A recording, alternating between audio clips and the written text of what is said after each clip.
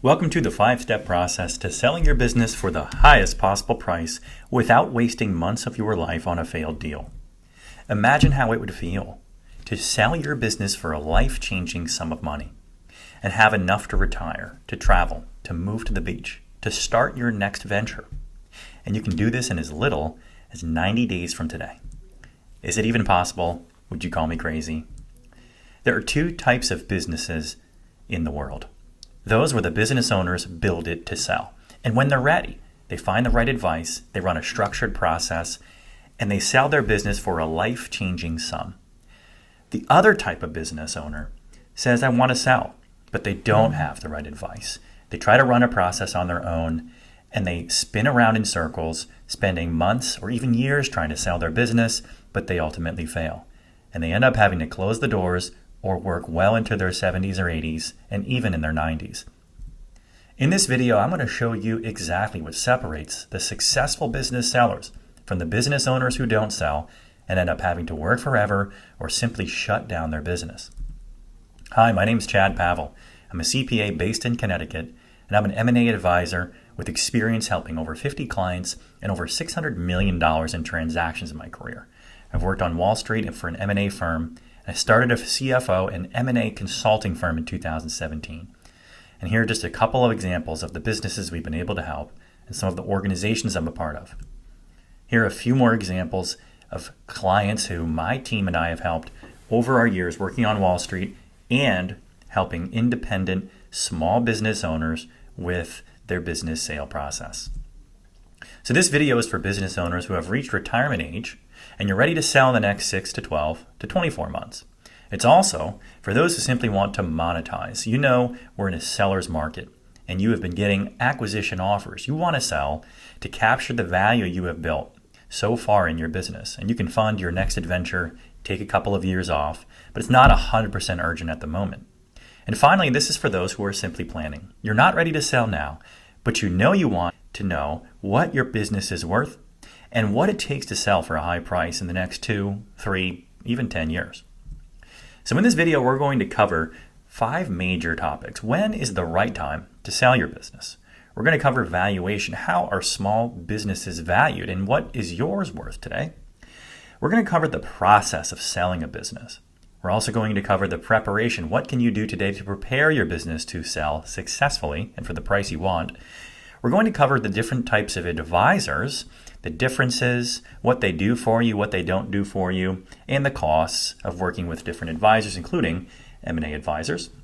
And finally, I'm going to cover the painful and expensive mistakes that so many business owners make that cost them millions of dollars and years of their life chasing a business sale that actually never comes to life. So here's the truth. Every business can be sold, but many businesses cannot be sold today. It also only takes one buyer who shares your vision and who is financially qualified to buy the business. Just takes one. Most businesses are actually not ready to sell today, and they're definitely not ready to sell for the highest possible price. There are actual steps you can take to increase your business valuation rather quickly. And finally, the business sales that fail primarily boil down to one simple thing. And if you take anything away from this video, don't forget this. Business sales fail primarily due to the financials, the money. You have messy books. The buyer can't decipher the tax return or your profit and loss or your balance sheet. And they simply walk away because they can't understand how much money the business makes, what the business is worth, nor will their tax or legal advisors allow them to proceed with buying the business. Businesses that successfully sell have these common traits. The owner is fully committed to selling and preparing ahead of time. The financials are in good order. There's good, clean bookkeeping, tax returns, financial statements. They get help from the right advisors ahead of time to maximize their future outcome. And finally, the owner is rather flexible on the valuation and the deal terms. In his example, let's say you want to sell your business for $10 million, but the business is really only worth $1 million. One thing to note, it's rather rare to get 100% of your cash purchase price up front. Many small business sales have some component of seller financing or future payout. And finally, the businesses that sell have a transition plan to transition all of the knowledge, the know-how, the employees, the processes, the systems, the day-to-day operational know-how to the new buyer to get them comfortable and to make sure that the business continues to operate profitably and successfully in the future. So let's start with the timing. When is the right time to sell? There's a component of market timing. Is your industry growing or shrinking? Is market regulation increasing or decreasing? Is market pricing for your products increasing or is it compressing? Is your market facing pressure from cheaper overseas competitors? Is your market being automated by technology, making it less relevant? Is your market enjoying good press or is it being damaged? Is there ample mergers and acquisition demand for your market or none at all? Are market valuations going up? Are they staying flat or going sideways, or are they going down? Are large competitors monopolizing the market and buying up all the competitors, or are there many, many different small providers? The timing of the market is very important, and while you can't really control much of this if you have to sell today, it will impact your valuation and how successful you can sell your business. The next is business timing. Is your business growing revenues and profits, or is it declining? Do you have a strong management team in place, or are you the only manager? How easy is it for you to recruit talented employees? Will your employees support you when you sell the business, or do you need to recruit a manager ahead of time to take charge, or will all of your employees leave? Do you have clean financial operations and reporting, or do you have messy books and tax returns? Is your business clear of tax and compliance problems, or do you have IRS issues or pending lawsuits? The timing of these general items is very important. And the stronger your business is right now, the more likely you are to sell for a higher price in a shorter amount of time. Finally, you need to think about your personal timing. Are you ready to leave the business with another buyer and walk away for good? Have your CPAs and attorneys developed a tax and asset protection plan? If you take in a windfall of cash, do you know what to do with it? Are you prepared to spend hours working with buyers during the sale process? Are you emotionally ready to sell your business to a buyer? Are you prepared to take in a cash windfall? Are you prepared to retire and have, in quotes, nothing to do soon after you sell your business? And finally, and most importantly, is your family on board with helping you sell your business and helping you transition out of business ownership? Or are you simply looking to sell and move on to the next thing? Either way, you need your family on board. So these are the three components of timing. Let's move on to valuation, how our business is valued. So businesses typically fall into two buckets. One is the non-operating business on the left, and that's generally where the business is closed or failing or about to close. The assets may be worth more than the cash flows, especially if the business is losing money and spending more cash than it is collecting. If you have heavy equipment or intellectual property or lots of research and development, and many startups fall into this bucket, where they've built something, they've spent a lot of money, they've acquired or built a lot of valuable assets, but they just don't have the revenues and the profits just yet. The risks here are these acquisitions are many times difficult to finance if there's no profit or cash flows. It will take a rather unique buyer to buy all of your assets, and many people would look at this as sort of a liquidation or going out of business sale.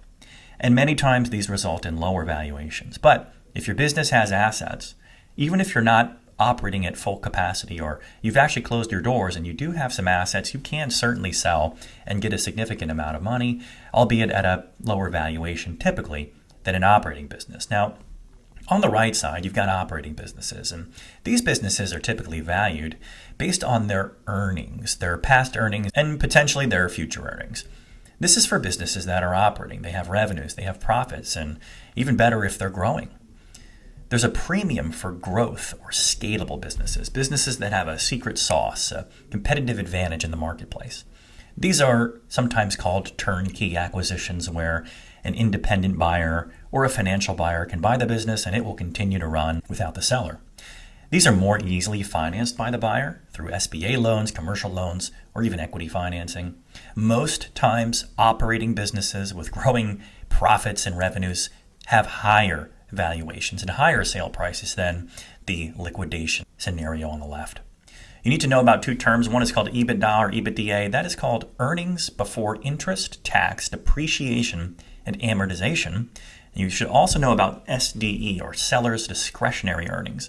We're going to put these into one bucket called earnings. And so businesses are generally valued as a multiple of their earnings. So as an example, if you have a $1 million business, EBITDA or your seller's discretionary earnings is $1 million, most buyers will apply a multiple. And that multiple is typically a fixed number of 2 to 5 to even 10 times. And they will multiply that by your $1 million in annual earnings. And that will result in the valuation of the business. Now, it's a bit more complicated than this. There's many adjustments, there's reconciliations, but in the end, you need to know that your operating business will typically be valued as a function of your annual earnings times a multiple that the buyer and the general market have set for your business and your industry and your size. And that is roughly how your business will be valued. So let's talk about the 3 different types of buyers. You have strategic buyers on the left, you have financial buyers in the middle, and you have individuals, and I'll call them high net worth individuals. Strategic buyers are typically your competitors. Those are larger companies. Those are big corporations like Apple and Google who buy businesses all the time, and similar businesses to you, even if they're the same or even a smaller size. Those are strategic buyers. Their holding period is typically long. They want to buy a business and run it forever. They typically don't have a plan to buy it and then flip it or sell it as financial buyers do. Strategic buyers will typically buy a business for some combination of upfront cash. You may get equity or stock options in the company that ends up buying you if they have that component.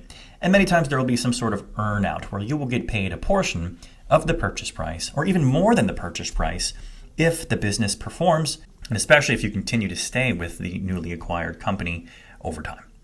The valuation, again, for small businesses is typically 2 or 3 times earnings, all the way up to 8 times. And we've seen plenty of software companies get sold for 12 or 15 times earnings. The valuation will be based on, of course, the financials, but also the strategic value to the buyer, like the customer base, the team, the ability to increase your pricing or sell your products or their products into your customer base, and certainly the intellectual property component that a strategic buyer may place a very high value on.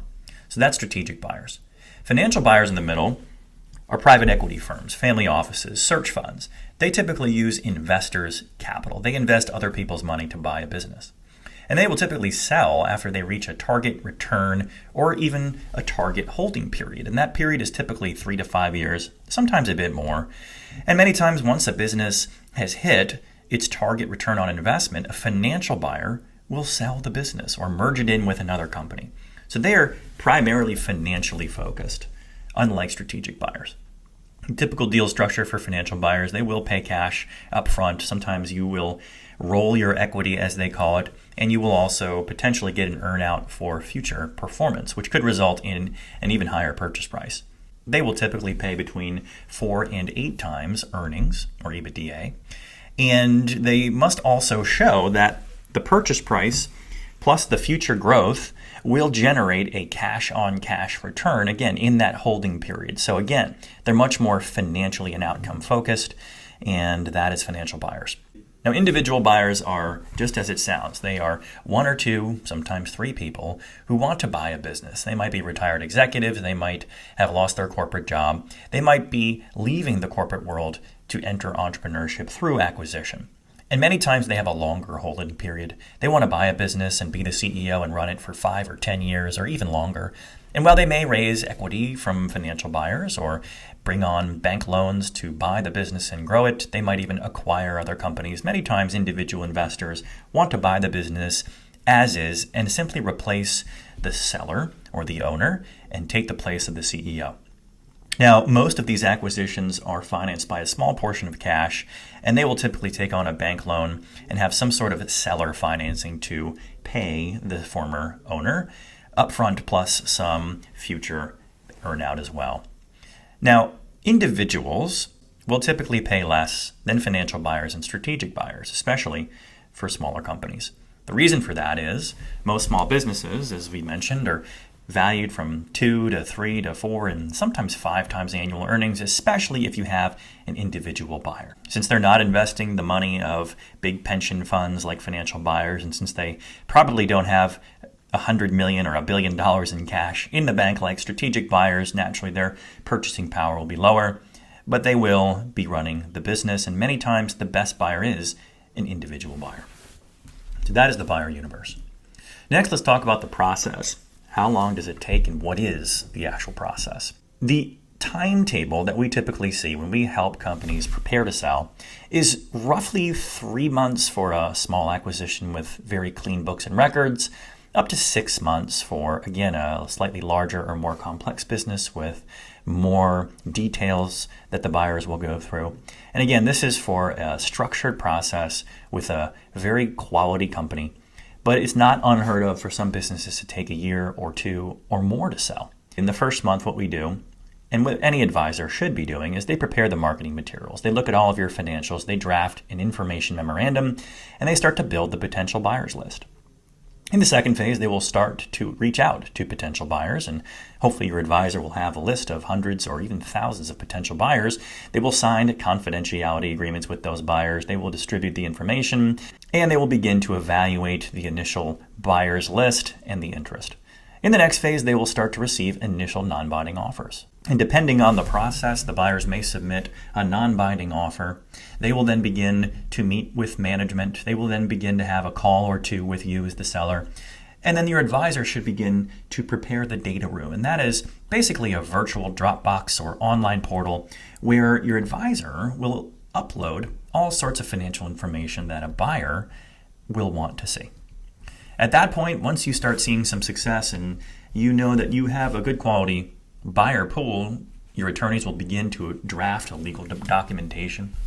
Next, you have the due diligence process, and that's the potential buyers will want to meet you. They will want to meet some of your key managers in person or virtually. They will then begin to bring in their advisors to go through all of the data that's in the data room. Next is receiving the final bids and start to pick the final buyers.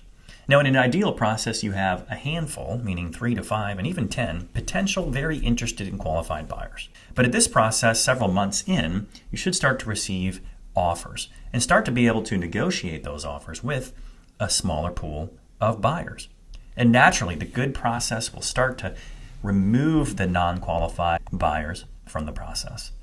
And finally, the last stage is once you and your advisor have 1 and maybe 2 and maybe 3 potential buyers, you pick the best one. And you'll also try to keep 1 or 2 as backups if the initial buyer can't qualify with financing or can't execute on the transaction. This is where all of the legal documentation gets processed with your attorneys and the tax advisors, and ultimately you move your business to a close. And on closing day, you should receive a check or a wire to your bank account, and you start the process of transitioning the business. So this is an example timeline of a quality, well-run sell-side process. So preparation. What can you do to prepare your business today? So even in a seller's market like we've seen in 2021 and even into 2022, business buyers are still very selective and sophisticated. They're also very confident in their ability to identify and acquire and improve the businesses they buy. Now, regardless of your business's industry, size, or specialty, your market value is maximized when you can demonstrate strength in the 3 areas below: people, process, and profits. The businesses that sell for life-changing outcomes have engaged executive leadership, skilled managers, quality frontline employees, proactive customer support, mission-driven culture, dedicated support staff, and they may even outsource some non-core functions. They have a well-run set of employees and managers. Process, standard operating procedures. Do you document your day-to-day operations? Do you have strong financial operations? Do you deliver your books on the 10th or 15th of the month? Do you have reliable financial statements that a buyer can look at and qualify your opportunity? Do you have clear steps to sales growth, recruiting and training, modern IT systems, deep customer relationships, consistent focus on quality, and do you have a unique customer experience that keeps your customers coming back to your business each and every month? And finally, profits, as we mentioned, the number one most important reason why deals succeed or fail is due to the quality of the financials. Are you in a growing industry, growing customer base, increasing revenues, stable or growing profit margins, upsell and cross-sell opportunities? Do you have inflation resistance? Very important this year. Do you have a sales-driven business model? And do you have an ultimate advantage over your competitors? How solid, how predictable are your profits? So if you can rein in and improve these 3 things, your people, your process, and your profits, you can have a stronger business that will sell for more money in less time and have access to a higher quality buyer pool. Advisors, what does it cost? Who can you potentially hire to help you? Why should you hire an advisor? Well, the key to selling your business is in positioning your business as a valuable asset to the right buyers. especially if you're seeking a favorable term like upfront cash, a quick close, minimal future earnout, and minimal escrow or clawbacks. You and your advisors must market your business properly to a qualified universe of buyers, and you must run a structured and professional process. So here are how various advisors compare. On the left, you can see that you can sell your business potentially on your own. You prepare all the materials, you find and contact the buyers. You need to spend 20, sometimes 40 hours a week dedicated to selling your business for many months at a time. Typically, we see this results in a low likelihood of an exceptional valuation, low likelihood of good deal terms, and a low likelihood of actually selling your business on terms that you'd be happy with. This will cost you nothing in fees, but again, if you can't sell your business or you get a lower valuation or terms you don't like, then is it really worth it? On the right side, you have CPAs and attorneys. Now, some CPAs and some attorneys are very good at selling businesses, but many simply focus on legal and tax issues. They typically don't have a qualified network of hundreds or thousands of buyers. You still will spend much time working with them, and there's a moderate level of success in selling the business. And as you know, you'll be paying your CPAs and attorneys between $250 and $500 an hour and upwards of $700 to even $1,000 if you use a larger firm. Now, M&A advisors or business brokers in the small business world prepare all of these things for you. They prepare all the marketing materials, all the financial operating materials, the information memorandum, the virtual data room, and they work with your legal, tax, and even the buyer's counsel to help the deal proceed. They have a database of many qualified buyers, and they know how to qualify serious and not serious buyers. The owner time commitment is typically light to medium, meaning your advisor will do much of the work for you to market, sell, and close your business sale transaction. The likelihood of success is quite high, and the fees are typically 5 to 10% of the ultimate sale price, paid upon success. So these are your three options for selling your business. Do it on your own, work with a CPA or attorney, hire a mergers and acquisitions advisor or small business broker to help you run the process and sell your business for the highest likelihood of success. Here are some of the mistakes and pitfalls we see that can ruin the chance of selling a business. It typically boils down to two things: financial and process. If your books are messy, if your business is dying or decreasing in value versus growing, if your tax returns are incoherent or don't make much sense, if you've been commingling personal or unrelated business expenses and loans on your books, it's going to be difficult for you to unravel those in a short amount of time. Most importantly, if you don't provide proper information to the buyers timely and in the right format, most buyers, especially sophisticated financial and strategic buyers, will not make the decision to buy your business and they will walk away. Process. If you do it yourself and you haven't done this dozens of times like good M&A advisors, you're not going to know how to run a structured process. And that leads to confusion and frustration of the buyers and even of you as the business owner. If you approach the wrong buyers who are not qualified or who simply want information or waste your time, you can get frustrated. If you have an open-ended online listing on the MLS or on BizBuySell, many times you'll get dozens, if not hundreds, of unqualified buyers who simply waste your time. You need to execute confidentiality agreements so you don't share confidential information with the wrong parties that can hurt your business. If you don't have structure and if you don't have any good quality advisory, the process can fail, if there is a process at all, and you can be back to square one very quickly. So if you have a good process and people helping you, and you have the right financial and operational materials that a good advisor can prepare for you, you have a much higher likelihood of selling your business for that life-changing outcome that we all are looking for. Please book a free consultation with me by clicking the link below and booking a call on my calendar. We'll discuss in about 30 minutes your goals and your plans to sell your business valuation range. We can talk about the timing to sell your business, the process, our unique tips and tricks for selling a business rather quickly. We can answer any and all questions you have about the business sale process. So click the link below if you'd like to book a call with me. You will book it directly into my calendar and I will call you at the exact time you set. I look forward to speaking with you soon.